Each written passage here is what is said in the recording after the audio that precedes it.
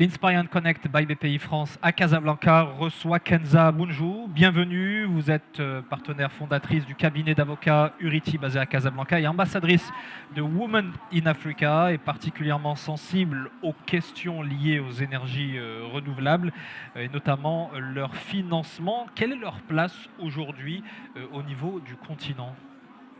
Bonjour, merci de me recevoir. Alors, effectivement, aujourd'hui, l'accès à une énergie propre et accessible et abordable est une des clés du développement humain et économique du continent africain. Aujourd'hui, on a 840 millions de personnes dans le monde qui n'ont pas accès à l'électricité, dont 3/4 sont situées sur le continent africain. On a 2/3 de la population africaine qui n'a pas accès à l'énergie. Or, les besoins humains fondamentaux en eau, en alimentation, en santé, en éducation ne peuvent pas être satisfaits si les populations n'ont pas accès à l'énergie.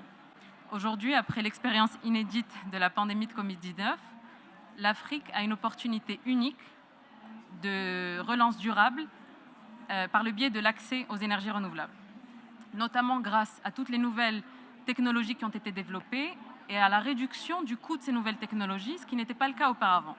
On a aussi un certain nombre de solutions innovantes qui peuvent être dispensées en off-grid, donc hors réseau, et également de façon décentralisée, et qui permettent de tirer profit de la diversité et de la disponibilité des différentes sources d'énergie renouvelable qui sont disponibles sur le continent. Ça veut dire aussi qu'il faut inciter les entrepreneurs, les investisseurs à s'orienter vers ce créneau. Effectivement. Alors aujourd'hui, nous, dans notre activité, on constate que les bailleurs de fonds subissent une très grosse pression, notamment sur le gaz naturel, parce que même si le gaz naturel représente aujourd'hui l'énergie fossile la plus propre, les émissions de carbone restent quand même élevées. Mais bon, on peut quand même considérer que le gaz représente quand même un compromis temporaire intéressant pour pallier au déficit énergétique sur le continent africain, notamment en raison aussi de l'intermittence de production des énergies renouvelables. Donc en fait, toutes ces choses-là constituent une très grande opportunité pour le continent africain, mais pour transformer cette opportunité en projet concret et en projet durable, il faudrait quand même une volonté politique forte et un cadre réglementaire qui soit clair, sécurisé et sécurisant pour les investisseurs, pour les développeurs et pour toutes les parties prenantes à ce type de projet. Un cadre réglementaire, ça veut dire également instaurer des critères spécifiques pour les investissements sur le continent ? Alors, pas seulement. Alors aujourd'hui, on voit notamment en termes de critères dont vous parlez, on voit notamment l'émergence et la très grande importance des critères ESG. Alors ESG pour environnemental, social et gouvernance. Nous, sur le continent africain, ces questions ESG, on les connaît très très bien parce que par rapport au vu de la réalité de notre environnement, ce sont des questions qu'on adresse de façon quasi quotidienne et qu'on a adressées dans tous nos projets.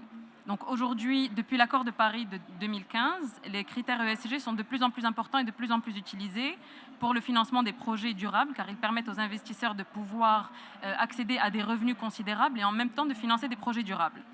On a aujourd'hui en Afrique de l'Ouest, on a dernièrement un prêt concessionnel qui a été mis en place et qui intègre tous les critères ESG et qui a permis de financer la construction de la plus grande centrale de biomasse de la région. Maintenant, il y a une problématique qui se passe par rapport à ces critères ESG, c'est que tous les pays ne définissent pas les critères ESG de la même manière. Donc on peut se retrouver avec des projets qui répondent à des critères ESG d'un pays donné, mais qui ne seront pas satisfaisants par rapport aux critères ESG tels qu'ils ont été pensés par l'Organisation des Nations Unies.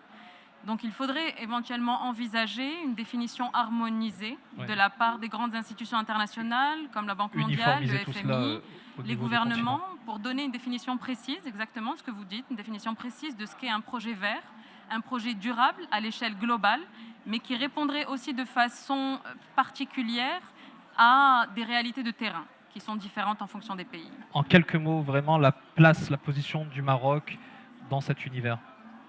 Alors le Maroc, je pense qu'on peut saluer la vision du Maroc et la transition énergétique qui a été réalisée par le Maroc. En 2009, la lettre royale a mis l'accent sur les énergies renouvelables et a instauré une approche très volontariste sur les énergies renouvelables. Aujourd'hui, après 10 ans, on réalise que c'était la bonne approche car les énergies renouvelables constituent la source d'énergie la plus économique. Aujourd'hui, le Maroc doit faire face à la décarbonation, notamment la décarbonation de l'industrie. Quand on parle de la décarbonation de l'industrie, c'est tous les secteurs qui sont impliqués. Le secteur de l'énergie a commencé sa décarbonisation grâce à tous les grands projets de production d'électricité renouvelable. On a aussi tous les autres secteurs qui doivent s'engager, le bâtiment, les transports, l'agriculture, etc., qui sont appelés à faire de l'efficacité énergétique, donc à ne plus gaspiller l'énergie, à faire appel aux renouvelables. Et ça leur donne en fait un gain qui est pluriel. Il y a un gain de compétitivité qui est très fort, notamment avec l'instauration de la nouvelle taxe carbone en 2023. Il y a un gain environnemental qui est clair et il y a aussi un gain économique grâce à la réduction de la facture énergétique.